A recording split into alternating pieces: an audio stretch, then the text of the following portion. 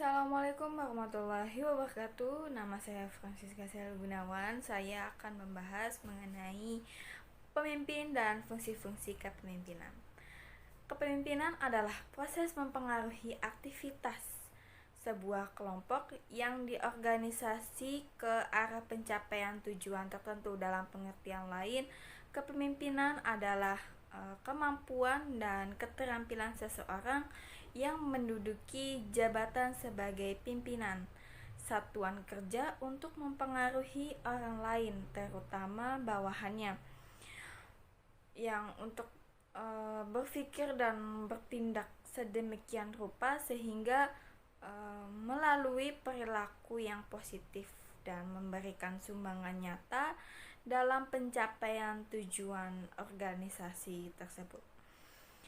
Kepemimpinan bisa dirumuskan sebagai kiat mempengaruhi orang banyak agar mau bekerja sama memperjuangkan tujuan-tujuan yang ingin mereka capai. Pengertian kepemimpinan menurut para ahli, yang pertama ada menurut Stoner.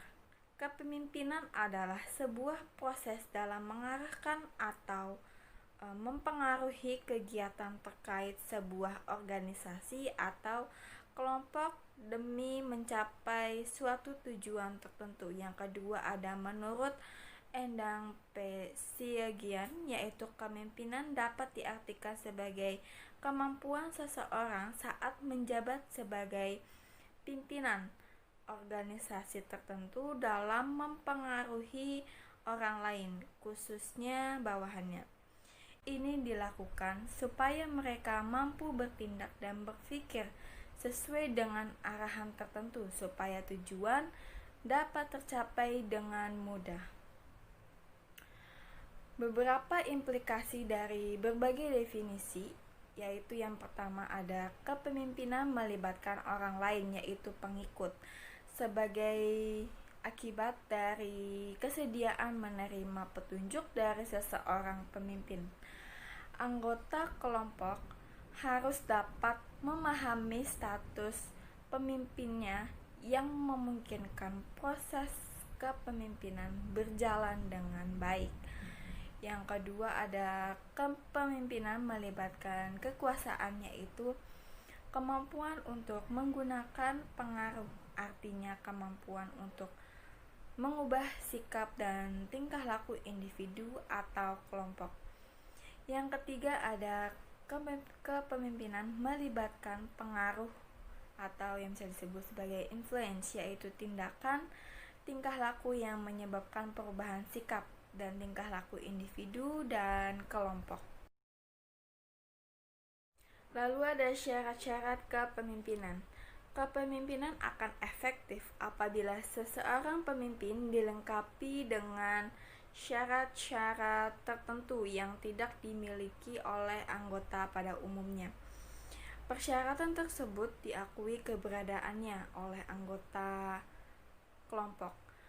Ada 3 syarat penting dalam konsepsi kepemimpinan dan harus dimiliki oleh pemimpin, yaitu yang pertama ada kekuasaan, yaitu otorisasi dan legalitas yang memberikan wewenang kepada pemimpin untuk mempengaruhi dan menggerakkan bawahan untuk berbuat sesuatu dalam rangka penyelesaian tujuan tertentu.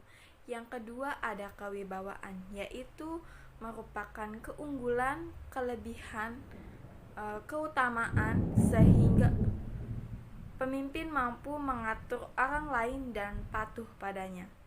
Yang ketiga ada kemampuan, yaitu sumber daya, kekuatan, kesanggupan, dan kecakapan secara teknis maupun sosial yang melebihi dari anggota biasa. Dari uraian di atas, syarat menjadi seorang pemimpin adalah mampu melaksanakan fungsi manajemen, mampu memberikan penghargaan kepada para bawahannya, kemudian cerdas, tegas dalam membuat suatu keputusan, percaya diri, serta mempunyai pemikiran yang inovatif.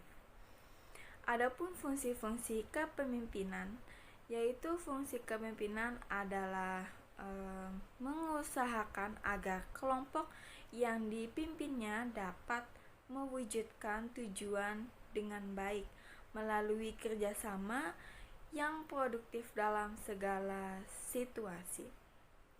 Fungsi-fungsi kepemimpinan meliputi yang pertama, menyusun strategi yang tepat. Salah satu fungsi kepemimpinan yang paling penting dalam dan utama adalah menyusun strategi yang tepat. Kepemimpinan yang baik akan membantu grup atau anggota tim dalam menyusun tujuan-tujuan apa saja yang menjadi prioritas penting. Strategi juga berperan penting dalam menyusun langkah-langkah apa saja yang kita harus ambil agar bisa lebih mudah meraih tujuan kepemimpinan yang diinginkan. Yang kedua adalah merancang taktik. Kepemimpinan sangat identik dengan peluang dan risiko. Nah, disinilah fungsi kepemimpinan memainkan perannya. Salah satu fungsi kepemimpinan akan memudahkan kita untuk merancang taktik yang tepat dalam meraih peluang baru dan mengendalikan risiko yang datang. Yang ketiga ada penyelesaian masalah atau problem solving. Setiap kepemimpinan dalam organisasi atau kelompok atau perusahaan memang tidak akan pernah terlepas dari yang namanya masalah. Masalah datang untuk dihadapi, untuk diselesaikan, bukan untuk dihindari. Nah, disinilah salah satu fungsi kepemimpinan, yaitu menyelesaikan suatu permasalahan dengan solusi yang cepat dan tepat. Fungsi kepemimpinan keempat adalah membantu dalam pengambilan keputusan yang tepat. Seringkali keputusan yang diambil secara konsensus malah mengarahkan kita pada keputusan yang tidak optimal dan kurang bijak.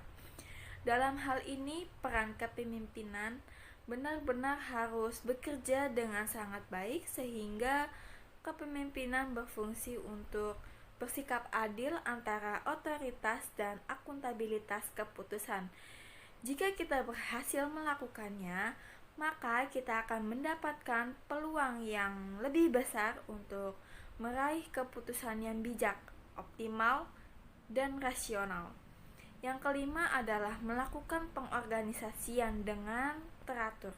Selain itu, kepemimpinan juga berfungsi untuk melakukan pengorganisasian secara teratur. Maksudnya, kepemimpinan berupaya untuk mengatur sumber daya manusia atau SDM agar mampu menyelesaikan tugas-tugas kerjaannya dengan hasil yang baik. Pengorganisasian mengatur bagaimana anggota tim harus menggunakan waktu dengan efisien, dengan menghasilkan karya atau hasil kerja yang lebih banyak.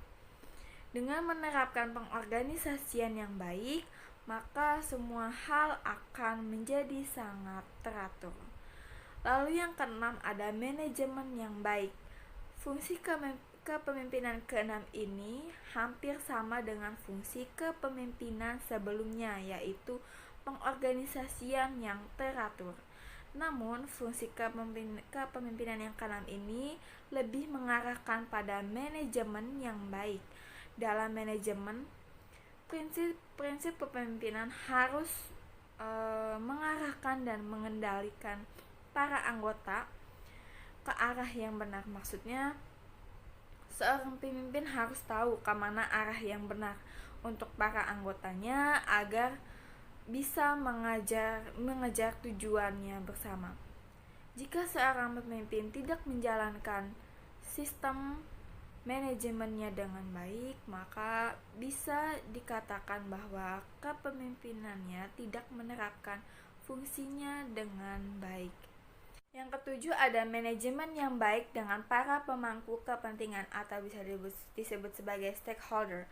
Kepemimpinan berfungsi untuk menghubungkan kita dengan para pemangku kepentingan stakeholder lainnya, sehingga ketika kita melaksanakan peran sebagai kepemimpinan, kita bisa meminta input atau pengaruh dari pihak-pihak eksternal yang memiliki pengaruh besar pada kepemimpinan kita. Misalnya memiliki hubungan manajemen yang baik dengan para mitra bisnis. Yang kedelapan ada membangun relasi yang luas. Fungsi kepemimpinan lain adalah membantu para pemimpin dalam membangun relasi yang kuat, memperluas network, membina hubungan yang baik, serta menghubungkan satu grup dengan grup lainnya. Yang kesembilan ada memberikan pengaruh dan motivasi yang kuat.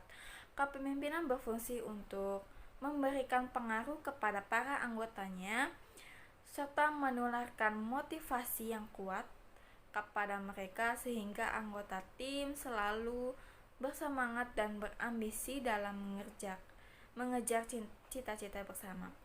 Pengaruh dan motivasi yang kuat dapat diterapkan ke dalam strategi penjualan, taktik dan strategi yang dapat mengajak seluruh lapisan anggota untuk bergerak maju ke arah yang sama dengan memiliki komitmen dan energi yang tinggi.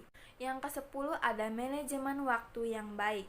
Fungsi kepemimpinan untuk ke-10 ini akan memudahkan kita dalam memanfaatkan waktu dengan sebijak mungkin. Kepemimpinan berperan untuk mengarahkan kita kepada tugas-tugas yang menjadi prioritas sehingga kita bisa menyelesaikan tugas-tugas penting tersebut dengan tepat waktu. Dalam hal ini, fungsi kepemimpinan dapat membantu kita dalam meningkatkan produktivitas. Kemudian yang ke-11 ada membantu mengembangkan orang lain. Kepemimpinan berfungsi untuk memimpin para pemimpin dalam mengembangkan wawasan, pengetahuan, pengalaman dan kemampuan para anggota lainnya. Kemudian yang ke-12 ada berpartisipasi dengan perubahan yang ada. Salah satu fungsi kepemimpinan lainnya adalah siap dalam menerima perubahan yang ada. Kepemimpinan yang baik berfungsi untuk beradaptasi dalam perubahan secara cepat, sehingga para pemimpin dapat memberdayakan para agen perubahan dengan sangat baik. Yang ketiga adalah memimpin dengan memberikan contoh yang baik. Para pemimpin adalah orang-orang terdepan yang akan diikuti oleh para pengikutnya, sehingga salah satu fungsi kepemimpinan adalah bertindak sebagai contoh yang baik bagi para anggota timnya, terutama dalam menginspirasi mereka menjadi seseorang yang beretos kerja tinggi, rajin, berkomitmen, dan tangguh. Yang ke-14 adalah membentuk dan menerapkan budaya yang positif. Fungsi kepemimpinan lainnya adalah membentuk dan menerapkan budaya organisasi atau perusahaan yang positif kepada para anggota tim atau karyawan, sehingga setiap orang menganut budaya dan pemikiran yang tepat dan positif. Dalam kepemimpinan, fungsi seperti inilah sangat diperlukan untuk membangun norma-norma produktif, harapan dan makna kehidupan yang dijunjung bersama. Yang ke-15 ada membentuk ketangguhan. Terakhir, kepemimpinan berfungsi untuk memimpin para anggota tim atau karyawan dengan bersikap tangguh dalam menghadapi segala tekanan, masalah, dan kegagalan yang hadir dalam kehidupan. Hal ini bertujuan agar semua motivasi, fokus, dan semangat yang kita miliki tidak mudah hilang begitu saja. Kesimpulannya adalah kata pemimpin, kepemimpinan, serta kekuasaan memiliki keterikatan yang tak dapat dipisahkan. Karena untuk menjadi pemimpin bukan hanya berdasarkan suka satu sama lainnya, tetapi banyak faktor. Pemimpin yang berhasil hendaknya memiliki beberapa kriteria yang tergantung pada sudut pandang atau pendekatan yang digunakan. Apakah itu kepribadiannya, keterampilannya, bakat, sifat-sifatnya, atau kewenangannya yang dimiliki akan sama nantinya sangat berpengaruh terhadap teori, meskipun gaya kepemimpinan yang akan diterapkan berbeda. Rahasia utama kepemimpinan adalah kekuatan terbesar seorang pemimpin bukan dari kekuasaan, bukan kecerdasannya, tapi dari kekuatan pribadinya. Seorang pemimpin sejati selalu bekerja keras memperbaiki dirinya sebelum sibuk memperbaiki orang lain. Pemimpin bukan sekedar gelar atau jabatan yang diberikan dari luar, melainkan sesuatu yang tumbuh dan berkembang dalam diri itu sendiri. Kemudian kepemimpinan lahir dari proses internal, leadership from the inside out. Cukup sekian penjelasan dari saya, kurang lebihnya mohon maaf. Wassalamualaikum warahmatullahi wabarakatuh.